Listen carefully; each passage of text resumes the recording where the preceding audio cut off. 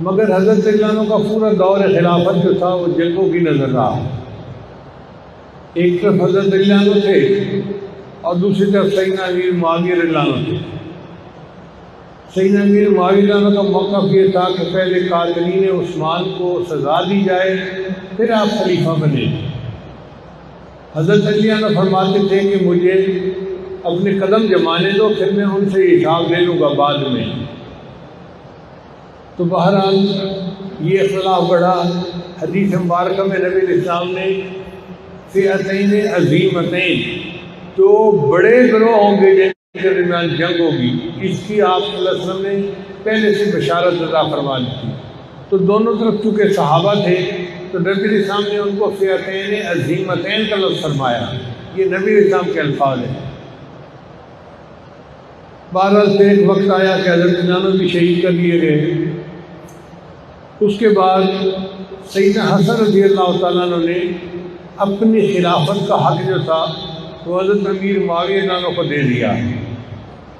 یہ ان کی قربانی بہت بڑی تھی، اور امن کے لیے اتنی قربانی دینا یہ ایک مثال ہے شریعت کے اندر۔ سیدنا امیر معاویہ رضی اللہ تعالیٰ نے 20 سال حکومت کی۔ بہت مدبر تھے، سمجھدار تھے، اور اللہ نے ان سے وسعت کا کام لیا۔ حضرت عمر رضی اللہ عنہ کے زمانے میں جو دین کو وسعت مل رہی تھی وہ سیدنا امیر معاویہ کے زمانے میں بھی اسی طرح جاری رہی۔ انہوں نے 20 سال حکومت کی۔ جب 10 سال گزرے تو ایک صحابی تھے حضرت مغیرہ بن شعبہ رضی اللہ تعالیٰ عنہ۔ یہ بڑے جلیل قدر صحابی ہیں جنہوں نے درخت کے نیچے بیعت رضوان کی تھی۔ لقد رضی اللہ عن المؤمنین اذ یبایعونک تحت الشجرہ، انہوں نے وہ شجرہ والی بیعت کی ہوئی تھی۔ تو انہوں نے سیدنا امیر معاویہ رضی اللہ عنہ کو آ کر ایک بات کہی کہ آپس میں خلافت کے عنوان پہ جو تنازع تھا اس میں 1 لاکھ مسلمان شہید ہوئے، اور بڑی مشکل سے یہ معاملہ ٹلا ہے، اور اب پھر دین اسلام کو وسعت مل رہی ہے اور امن و امان کا سلسلہ ہے۔ میرا جی چاہتا ہے کہ آپ اپنی زندگی میں اپنا کوئی ولی عہد مقرر کر دیں تاکہ آپ کے بعد دوبارہ یہ فتنہ نہ کھڑا ہو جائے۔ اب مشورہ دینے والے نے اخلاص کے ساتھ مشورہ دیا تو سیدنا امیر معاویہ رضی اللہ عنہ نے دیکھا کہ کس کو نائب بنانا چاہیے۔ ان کو جتنے لوگ موجود تھے ان میں سب سے زیادہ بہتر اپنا بیٹا نظر آیا، یزید اس کا نام تھا۔ چنانچہ انہوں نے 10 سال کے بعد یزید کو اپنا ولی عہد متعین کر دیا، اور اس پر لوگوں نے ان سے بیعت کر لی۔ جتنے مسلمان تھے سب نے بیعت کی سوائے 5 حضرات کے۔ یہ 5 حضرات نمایاں حضرات تھے، عالم حضرات تھے، بڑے شان رکھنے والے حضرات تھے۔ ان میں سے ایک سیدنا حسین رضی اللہ تعالیٰ عنہ نبی علیہ السلام کے نواسے تھے اور جنت کے سردار تھے، جنت کے نوجوانوں کے سردار تھے، اور ان کی شان بڑی تھی، اور ان کو اللہ نے نبی علیہ السلام سے نسبت اتحادی عطا فرمائی تھی۔ ایک انہوں نے بیعت نہیں کی۔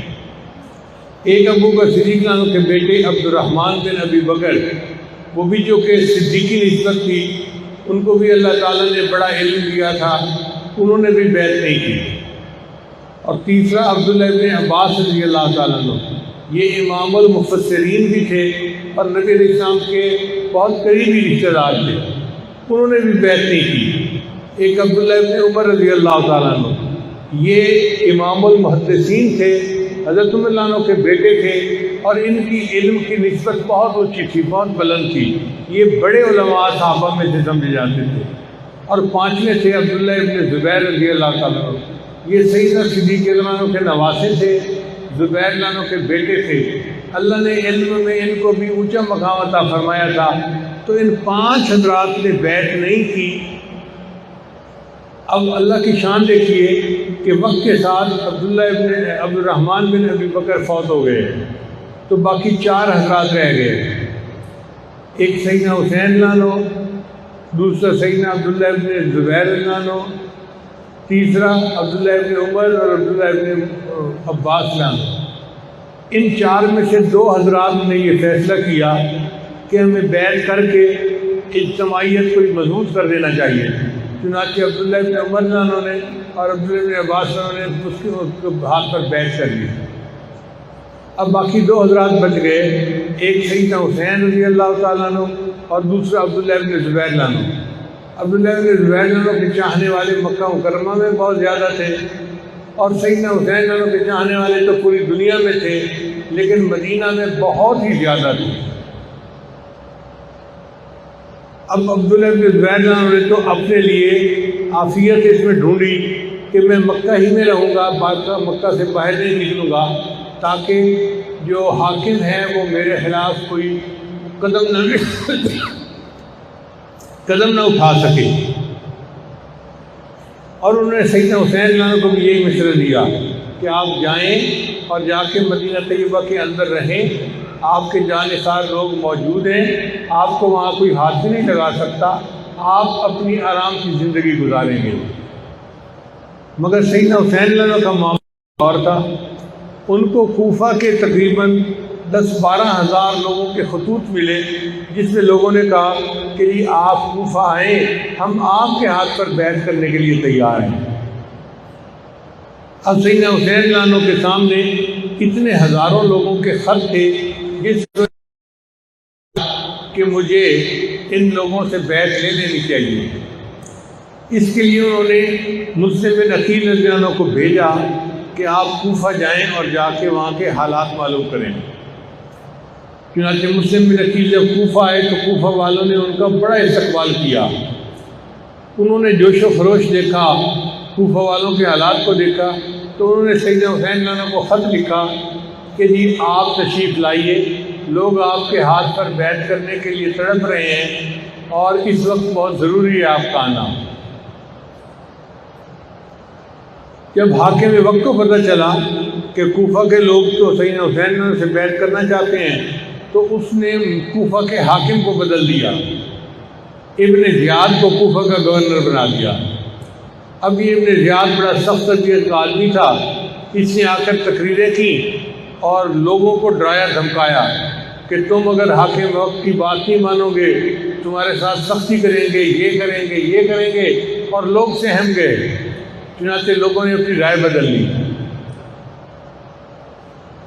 اب جب لوگوں کی رائے بدلتی نظر آئی تو جو نمائندے بھیجے تھے مسلم بن عقیل رضی اللہ عنہ، انہوں نے چاہا کہ میں خط لکھ کر سیدنا حسین رضی اللہ عنہ کو حالات کا اطلاع دے دیتا ہوں، مگر انہوں نے جس گھر میں پناہ لی وہاں ان کو شہید کر دیا گیا، اور وہ دوسرا خط نہیں لکھ سکے بتانے کے لیے کہ اب حالات وہ نہیں رہے جو پہلے تھے۔ ادھر سیدنا حسین رضی اللہ عنہ نے ارادہ کر لیا کہ میں کوفہ چلتا ہوں۔ بعض صحابہ نے ان کو منع بھی کیا کہ آپ اگر جانا چاہ رہے ہیں تو اپنے ساتھ لشکر لے کر جائیں۔ انہوں نے کہا نہیں، اللہ میری معافی کافی ہے، اور اگر اللہ کو منظور ہے میرا شہید ہو جانا تو میں شہید ہونے کے لیے تیار ہوں۔ موت سے تو وہ لوگ ڈرتے نہیں تھے، ان کے دل میں اللہ تعالیٰ کی محبت ایسی تھی کہ وہ ترستے تھے کہ ہمیں شہادت کا رتبہ نصیب ہو جائے۔ چنانچہ وہ اپنے کنبے کو لے کر، خاندان کی عورتوں مردوں کو لے کر وہاں سے نکلے۔ جب کوفہ کے قریب پہنچے تو ابن زیاد نے ایک شخص تھا، اس کا نام تھا شمر، وہ بہت ہی شقی القلب بندہ تھا، اس کو بھیجا اور اس کو کہا کہ جا کے تم ان سے بیعت لو اور اس قصے کو ختم کرو تاکہ یہ معاملہ ختم ہو جائے۔ جب باقی سارے لوگ مجھ سے بیعت کر چکے ہیں تو پھر صرف یہ 100 بندے ہیں گھر کے، تو اس گھرانے کو بھی بیعت سے آمادہ کر لیا جائے۔ چنانچہ وہ ہزاروں کا لشکر لے کر آیا اور ایک گھرانے کے تقریباً 100 کے قریب بندے ایک جگہ پر خیمہ لگائے ہوئے تھے، خیمے کا گھیرا کر لیا، اور اس کے بعد انہوں نے ان کے کھانا پینا سامان جو پانی تھا وہ بھی بند کر دیا۔ یہ محاصرہ کئی دن جاری رہا۔ سیدنا حسین جناب نے 3 شرطیں پیش کی۔ فرمایا ایک شرط تو یہ ہے کہ مجھے یزید کو خود ملنے دیا جائے۔ اس نے کہا ملنے دیا جائے گا، پہلے بیٹھ کریں بعد میں ملاقات ہوگی۔ انہوں نے فرمایا بیٹھ کر ہی تو مسئلہ ہے، اگر بیٹھ کر لی تو پیچھے تو پھر جھگڑا ہی کوئی نہ رہا۔ اس نے کہا نہیں، یہ شرط نہیں میں مانتا۔ ان کا اچھا دوسری شرط یہ ہے کہ مجھے شام جانے دیا ہے، سرحد پار جانے دیا جائے۔ اس نے کہا نہیں، ہم وہاں بھی نہیں جانے دیتے۔ تیسری شرط رکھی کہ اچھا مجھے مدینہ واپس جانے دیا جائے۔ اس نے کہا نہیں، میں مدینہ بھی واپس نہیں جانے دیتا۔ تینوں شرطیں نہیں مانی۔ ایک کہ آپ اس کے لیے اس کی بیعت کریں میرے ہاتھ پر، اور پھر آپ ان کے ساتھ جا کر ملیں۔ سیدنا حسین جانو تو عزم و استقامت کے پہاڑ تھے، ان کا یہ نہیں ہو سکتا کہ کسی کے پریشر میں آ کے، کسی کے دباؤ میں آ کے میں حد سے ہٹ جاؤں۔ مجھے جتنا مرضی تم پریشرائز کرو گے، میں میں اللہ کے دین کے لیے ڈٹا رہوں گا۔ اگر اس میں میری جان جاتی ہے، میرا پورا کنبہ قربان ہو جاتا ہے، تو میں اس کے لیے تیار ہوں۔ حالات کے قدموں میں کلندر نہیں گرتا، حالات کے قدموں میں کلندر نہیں گرتا، ٹوٹے جو ستارہ تو زمین پر نہیں گرتا۔ گرتے ہیں سمندر میں بڑے شوق سے دریا، لیکن کسی دریا میں سمندر نہیں گرتا۔ یہ نہیں ہو سکتا کہ میں بیعت کر لوں پریشر میں آ کے اور اپنے بات سے موقف سے پیچھے ہٹ جاؤں، میں ہرگز نہیں ہٹوں گا۔ چنانچہ اس پر وہ جو مخالفین تھے انہوں نے تلواریں لے لی اور آپس میں ایک دوسرے کے ساتھ مقابلہ شروع ہو گیا۔ اب یہ مقابلہ چند گھنٹوں کی بات تھی۔ چند گھنٹوں کے اندر سیدنا حسین لانو کے جتنے بھی ساتھی تھے سب کے سب شہید ہو گئے۔ مخالفین کے لشکر میں ایک صاحب تھے، ان کا نام تھا حر۔ ان کے بارے میں کتابوں میں لکھا ہے کہ وہ آ کر سیدنا حسین لانو کے ساتھ مل گئے اور انہوں نے بھی سیدنا حسین لانو کے ساتھ مل کر شہادت کا جام نوش کیا۔ پھر ایک وقت آیا کہ جب سارے مرد شہید ہو گئے، عورتیں خیمے میں تھیں، اور خیموں میں ایک حضرت حسین لانو کے بیٹے تھے زین العابدین رحمۃ اللہ علیہ، بڑے عالم تھے مگر ان کو بخار تھا، بیمار تھا، تو وہ بھی خیمے کے اندر ہی تھے۔ باقی سارے مرد شہید ہو گئے۔ ایک وقت آیا کہ سیدنا حسین لانو اکیلے رہ گئے، تو سیدنا حسین لانو نے خود مقابلہ کیا۔ اب آپ اندازہ لگائیے کہ چاروں طرف سے مخالفین نے گھیرا کیا ہوا ہے اور ہزاروں کی تعداد میں ہیں، اور یہ اکیلے ہیں اور ان کے ساتھ نمرد آزما ہیں، اور ان کو موت سے کوئی ڈر نہیں ہے، بلکہ یہ اللہ کے دین کے لیے اپنی جان کا نذرانہ اپنے اللہ کو پیش کر رہے ہیں۔ اتنے میں عصر کی نماز کا وقت آ گیا تو سیدنا حسین نے عصر کی نماز قضا نہیں کی، بلکہ عصر کی نماز پڑھنی شروع کر دی۔ وہ جانتے تھے کہ نماز کتنی اہم ہے کہ عین حالت جنگ میں بھی اس کو قضا نہیں کر سکتے، اس کو پڑھنا ضروری ہے۔ وہ سجدے کی اہمیت کو جانتے تھے، چنانچہ وہی ہوا کہ جب وہ سجدے میں گئے تو مخالفین نے ان کو شہید کر دیا اور انہوں نے جام شہادت نوش کر لیا۔ تقریباً 72 لوگ تھے جنہوں نے اپنی جانوں کا نذرانہ پیش کیا، اور یہ قربانی بہت بڑی قربانی تھی۔ ابراہیم خلیل اللہ نے تو ایک بیٹے کی قربانی پیش کی تھی، اور نبی علیہ السلام کے نواسے نے پورے کنبے کی قربانی پیش کی۔ قربانی وہ بھی تھی، قربانی یہ بھی تھی۔ وہ قربانی بھی توحید کی یاد دلاتی ہے، اور سیدنا حسین لانو کی قربانی بھی توحید کی یاد دلاتی ہے۔ چنانچہ سیدنا حسین لانو کی یہ قربانی تاریخ کا ایک حصہ بن گئی۔ شاعر نے کہا کتنی خدمت کر گیا وہ جیتے جی اسلام کی، لاج رکھ لی اس نے اپنے نانا جی کے نام کی، دے گیا باطل کی وہ ساری فوجوں کو شکست، کھول کر رکھ لی اسلام کی، اس نے جو کرنا تھا وہ کر ہی گیا دین کے لیے، اس کو پرواہ ہی نہ تھی جیسے کبھی اعلام کی، روند ڈالی غیر کی ساری بھیانک ساتھ، روشنی پھیلا گیا وہ آخری پیغام کی، کربلا میں وہ کھڑا تھا استقامت کا پہاڑ، دھمکیاں ملتی رہیں گرچہ برے انجام کی۔ بہت کوشش کی گئی کہ وہ دباؤ میں آ جائیں، مگر سیدنا حسین رضی اللہ تعالیٰ عنہ تو استقامت کے پہاڑ تھے۔ انہوں نے ثابت کر دیا کہ ہرگز نہیں، جب مومن دین کے لیے قدم اٹھا لیتا ہے تو پھر اپنی جان کا نذرانہ بھی اپنے اللہ کو پیش کر دیتا ہے۔ ہری ہے شاخ تمنا ابھی جلی تو نہیں،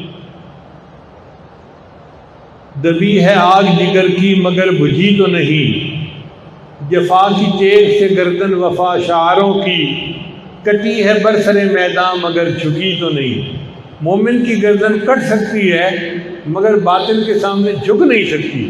چنانچہ یہ درس تھا جو سیدنا حسین نے اپنی شہادت کے ذریعے اس امت کو دیا۔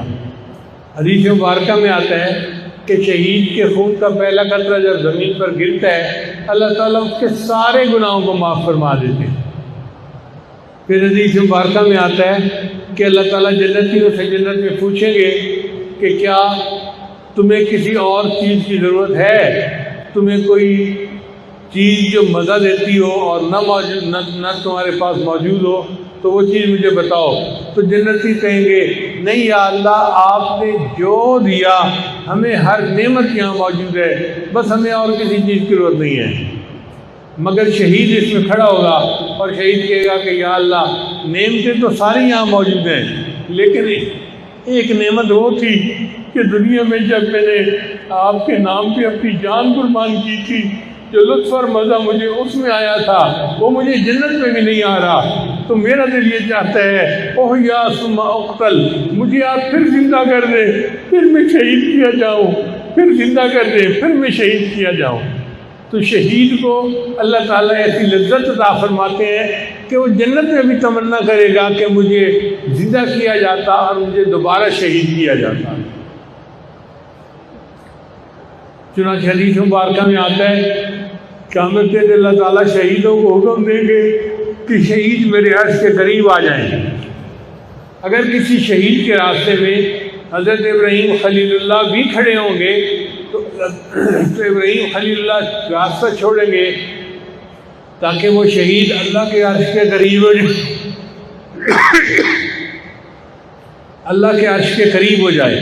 اللہ تعالیٰ شہید کو اتنا مقام عطا فرمائیں گے۔ اور امام قرطبی رحمۃ اللہ علیہ فرماتے ہیں کہ ہر بندے کی جب موت کا وقت آتا ہے تو ملک الموت اس کی روح کو قبض کرتے ہیں، لیکن جب شہید کی موت کا وقت آتا ہے تو اللہ تعالیٰ فرماتے ہیں ملک الموت کو، ملک الموت یہ میرا عاشق ہے، یہ میرے نام پہ قربان ہو رہا ہے، تو پیچھے ہٹ، اس کی روح کو میں قبض کروں گا۔ چنانچہ شہید کی روح کو اللہ رب العزت خود قبض فرماتے ہیں۔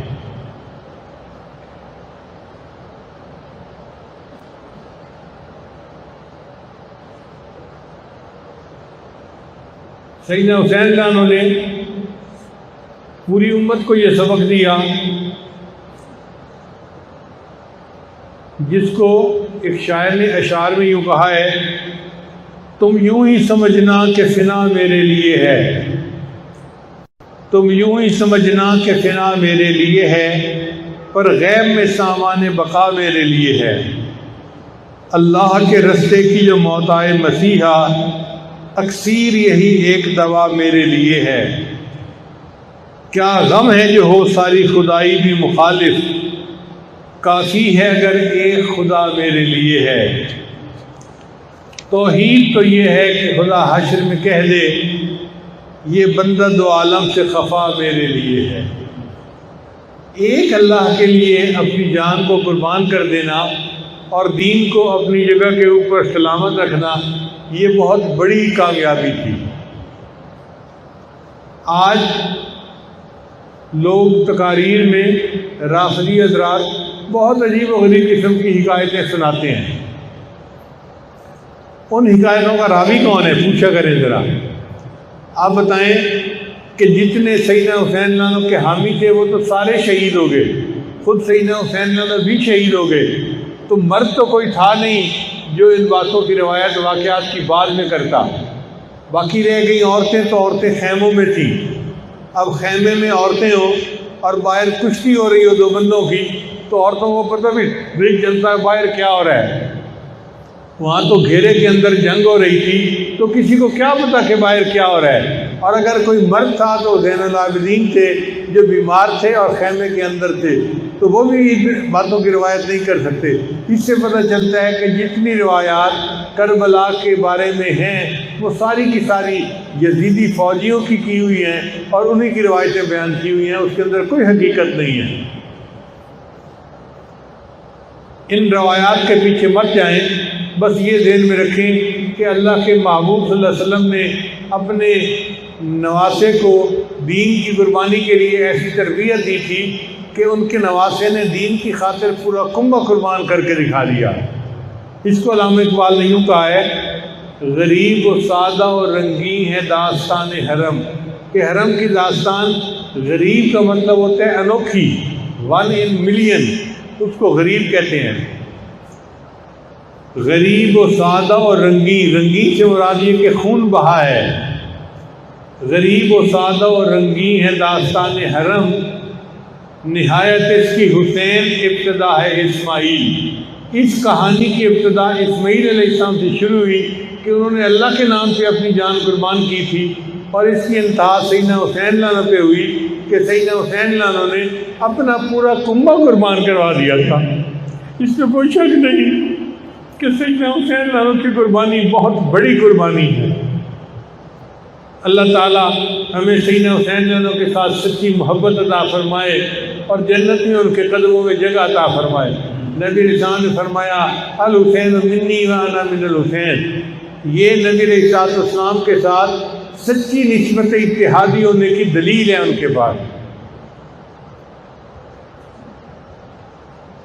آج چونکہ 8 محرم کا دن ہے اس لیے واقعہ کربلا کے بارے میں نے چند باتیں تاریخی آپ کی خدمت میں پیش کر دیں. کسی شاعر نے کہا کٹا کر گردنیں دکھلا گئے ہیں کربلا والے, کٹا کر گردنیں دکھلا گئے ہیں کربلا والے, کسی بندے کے آگے جھک نہیں سکتے خدا والے. جو اللہ والے ہوتے ہیں وہ اللہ کے علاوہ کسی کے آگے نہیں جھکتے, بندوں کے آگے تو جھک ہی نہیں سکتے. اللہ تعالی ہمیں بھی ایسا ایمان عطا فرمائے, ایسی ہمت اور ایسی استقامت عطا فرمائے. وآخر دعوانا ان الحمد للہ رب العالمین.